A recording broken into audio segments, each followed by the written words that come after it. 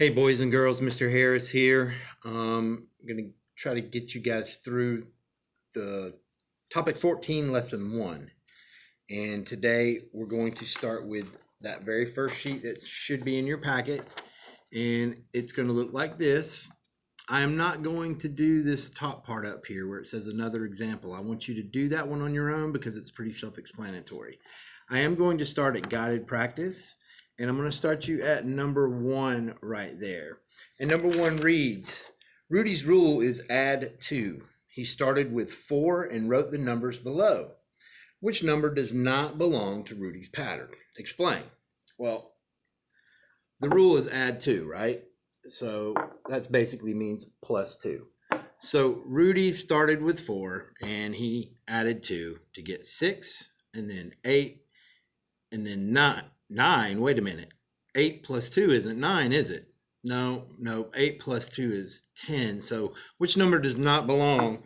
Well, that would be number 9. And they say explain. Why doesn't number 9 belong? Well, because it didn't follow the rule of add 2. It's that simple. It followed a rule of add 1, which was not Rudy's rule. So that would be your first one. Now look at number 2 in that guided practice box. It says, do you know how? And it gives us a rule, subtract 6. And I've started that down here on number 2. It says subtract 6, okay?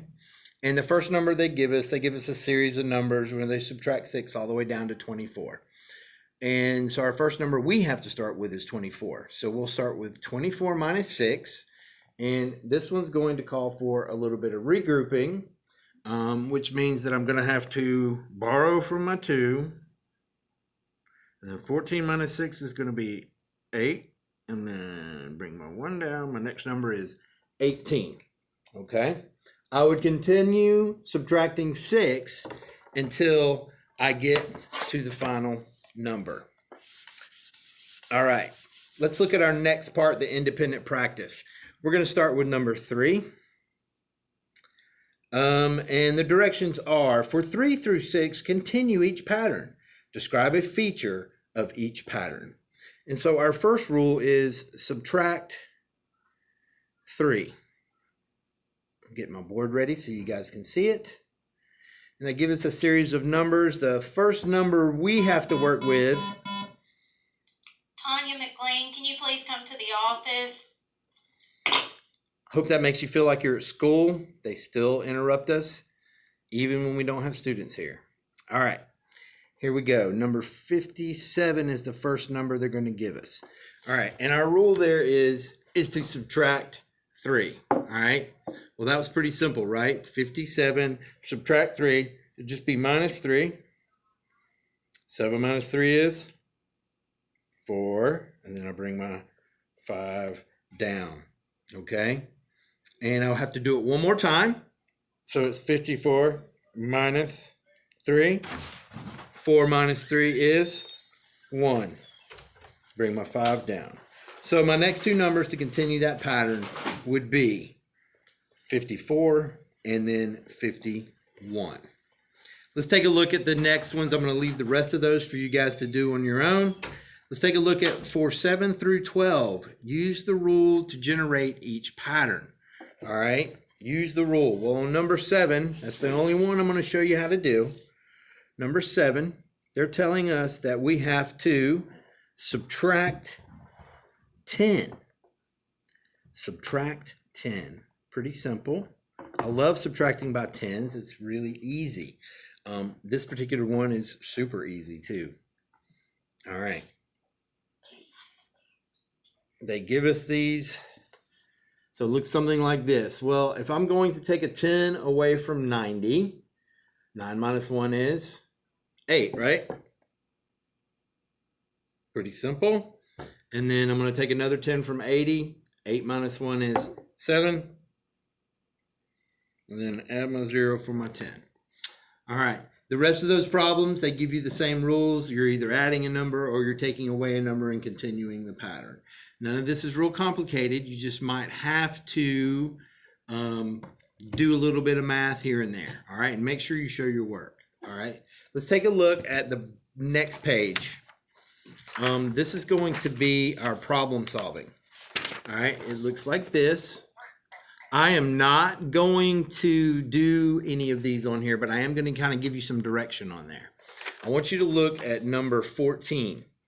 Okay, number 14 is and you need to write this next to 14 or right above it somewhere, okay?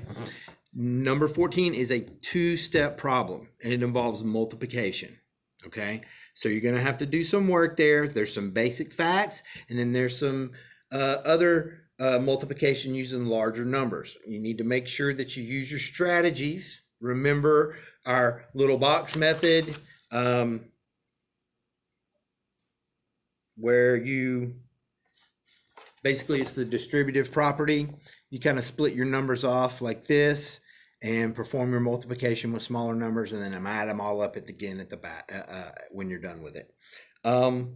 The number 15 and 16, take a look at that. That seems really complicated, but it's not. Number 15, the rule is add 12, okay? And you just have to find out what the next 5 years of the rooster are. And that may not make sense until you read the problem, but once you read it, you'll understand. Number 16 is usually the part people get stumped on. Number 16 says, describe a feature of the year of the rooster pattern. Well, once you find the year of the rooster pattern, all right, you have to be able to say, look at it and find out how those numbers are alike, all right? So you look at it and it's like, all right, are they all odd numbers? Are they all even numbers? Do they all start with a certain pattern of numbers? Think like that when you're looking to describe the feature, okay?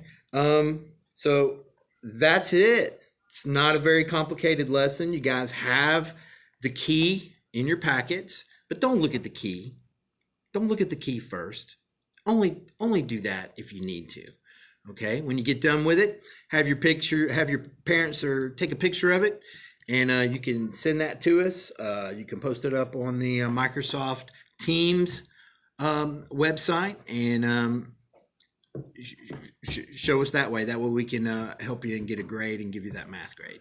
Hope everybody's doing well, and we'll see you at the next lesson.